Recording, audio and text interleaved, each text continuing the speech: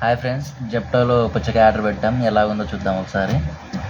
వర్తో కాదో చెప్పండి. 40 రూపీస్ పడింది జెప్టోలో. కాయ అయితే రెడ్గా ఉంది ఫ్రెండ్స్. ఉప్పులు కోసి టేస్ట్ చూద్దాం, తీయగా ఉందా లేదా. నాకు ఫ్రెండ్స్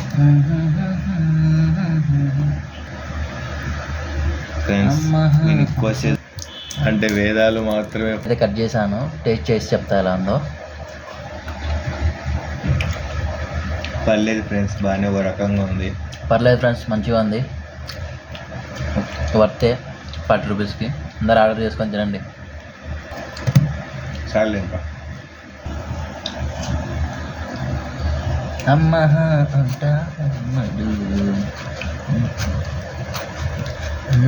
17 రోజులు పోయింది.